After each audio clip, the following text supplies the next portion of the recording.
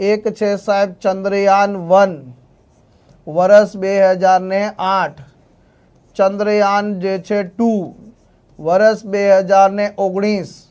आ केवुं हतुं साहेब? आंशिक सफल हतुं साहेब।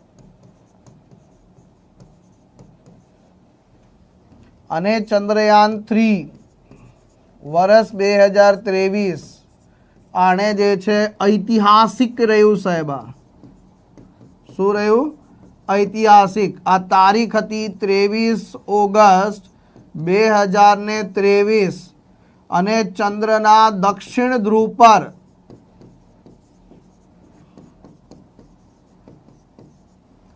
पर जे छे साहेब सफल जे छे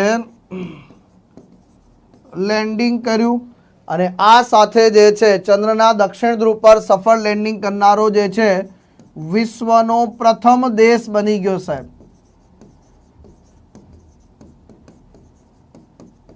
ભારત બન્યો। પરંતુ જ્યારે હું ચંદ્ર ઉપર લેન્ડિંગની વાત કરું તો એ વખતે ભારત ચોથો દેશ બને છે સાહેબ।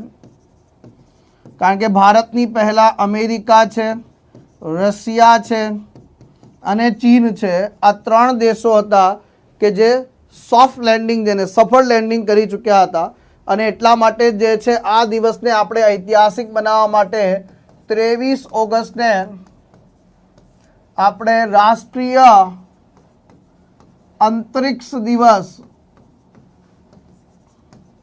अथवा तो नेशनल स्पेस डे कया दिवस तरीके उजवવાની જાહેરાત કરેલી છે?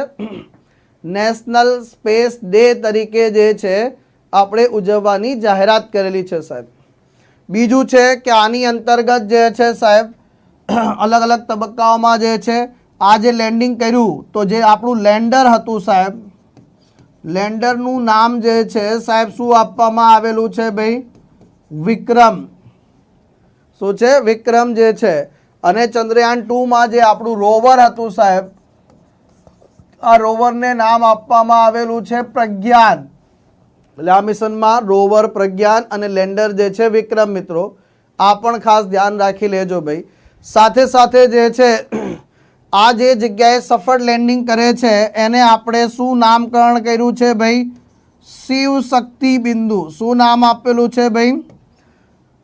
પછી ચંદ્રયાન-2 માં જે જગ્યાએ જે છે સાહેબ ક્રેશ થયું હતું સાહેબ, ક્રેશ સાઇટ હતી સાહેબ, એને આપણે શું નામ આપ્યું ભાઈ? તિરંગા બિંદુ સાહેબ।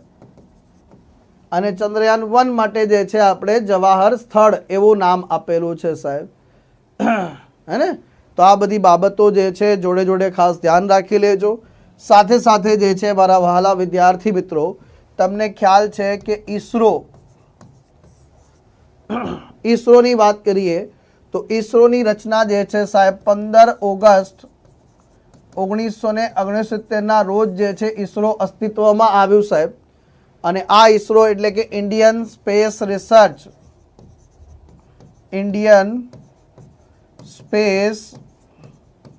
રિસર્ચ ઓર્ગેનાઇઝેશન જેનું હેડક્વાર્ટર જે છે ક્યાં આવેલું છે મિત્રો? તો આનું હેડક્વાર્ટર જે છે બેંગલુરુ ખાતે આવેલું છે। સાથે સાથે જે છે વાત કરીએ તો આના જે છે અધ્યક્ષ કો સાહેબ अथवा चेरमेन को साहेब अत्यारे हाल कोण छे? वी नारायण जी छे साहेब। वी नारायण जी छे 11मा अध्यक्ष छे साहेब। ईसरोना जे छे प्रथम अध्यक्ष कोण हता साहेब? Doctor Vikram Sarabhai.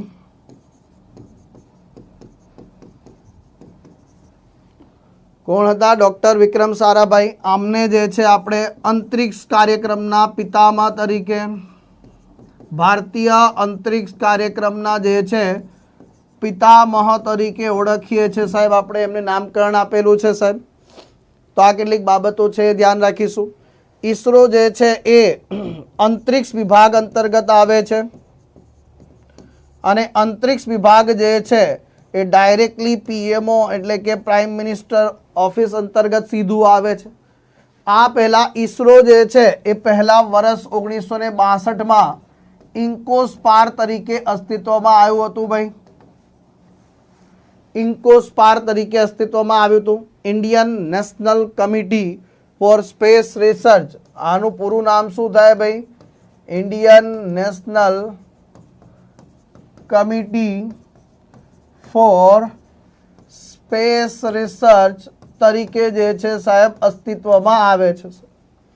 Indian national committee for space research તરીકે જે છે આ અસ્તિત્વમાં આવે છે મિત્રો. તો આ બધી નાની નાની બાબતો છે એ જરા ખાસ ધ્યાન રાખી લેજો.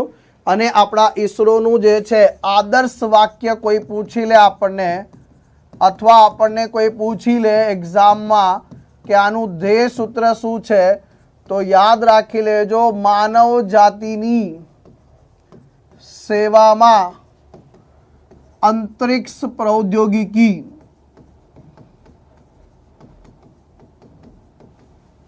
માનવ જાતિની સેવામાં અંતરિક્ષ પ્રૌદ્યોગિકી જે છે આ નામ જે છે આ જે છે આદર્શ વાક્ય છે, ધ્યેય વાક્ય છે. આ ધ્યાન રાખી લેજો. આ બધી વસ્તુ કેવી છે? This is called your general awareness, જેને આપણે કહીએ છીએ સામાન્ય જ્ઞાન.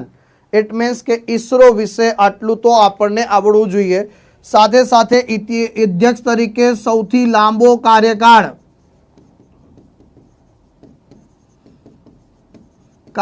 કોણ ધરાવે છે? પ્રોફેસર સતીશ ધવન સાહેબ. કોણ ધરાવે છે મિત્રો? પ્રોફેસર સતીશ ધવનજી સૌથી લાંબો કાર્યકાળ ધરાવે છે.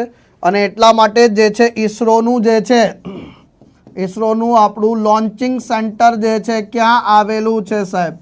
અથવા આપણું સ્પેસ પોર્ટ ક્યાં આવેલું છે સાહેબ? અથવા તો બીજા લખીએ આપણે તો આપણું ઈસરો જે છે ઈસરોના જે છે સ્પેસ પોર્ટની વાત કરીએ, અથવા તો સેટેલાઇટ લોન્ચિંગ સેન્ટરની વાત કરીએ તો એ આવેલો છે ભાઈ શ્રી હરિકોટા ખાતે સાહેબ.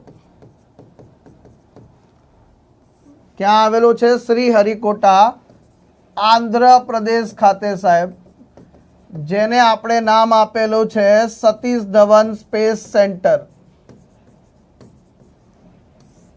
કોના નામ પર સન્માનમાં? સતીશ. આ ઉપરાંત આપણે બીજું કઈ જગ્યાએ બનાવી રહ્યા છે સાહેબ?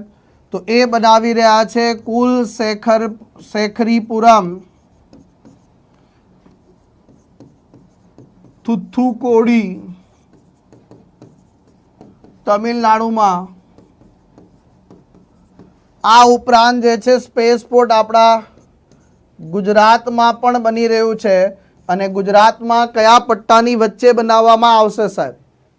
ગુજરાતમાં કયા પટ્ટાની વચ્ચે જે છે બનાવવામાં આવશે સાહેબ? કયા પટ્ટાની વચ્ચે? દીવ વેરાવળની વચ્ચે ને ભાઈ? દીવ વેરાવળની વચ્ચે જે છે બનાવવામાં આવશે. તો આ બધી બાબતો જે છે જરા ધ્યાન રાખી લેજો. પરીક્ષામાં જે છે આ બધું સામાન્ય જ્ઞાન તમે પૂછો છો ને સાહેબ, કે સાહેબ સામાન્ય જ્ઞાન કોને કહેવાય? જનરલ અવેરનેસ કોને કહેવાય?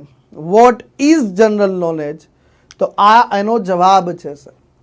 કોઈ પણ ટોપિકના વિશે જે છે એની પ્રાઇમરી ઇન્ફોર્મેશન, જેને સામાન્ય નોલેજ જેની પાસે હોવું જોઈએ સાહેબ, તો આ જે છે સાહેબ એ સામાન્ય જ્ઞાન કહેવાય છે. અને આશા રાખું છું આ મગજમાં બેઠું હશે. જો લાઈક કરવાનું બાકી છે તો ફટાફટથી એક વખત લાઈક કરી દો. જો તમને લાગે કે તમારો મિત્ર તમારા માટે જે છે સારું એવું જ્ઞાન લઈને આવે છે, તમને નોલેજ પીરસે છે, તો નાનકડું લાઈક અને શેર તમારા તરફથી થઈ જાય, તમારો પ્રતિભાવ એ સંદર્ભમાં આવે તો મને પણ થોડું એક મોટિવેશન પણ પ્રાપ્ત થાય મિત્રો. હું જે મહેનત કરું છું એ મહેનત તમારા દિલ સુધી પહોંચી રહી છે કે નહીં એ પણ મને જે છે સાહેબ ખ્યાલ આવે.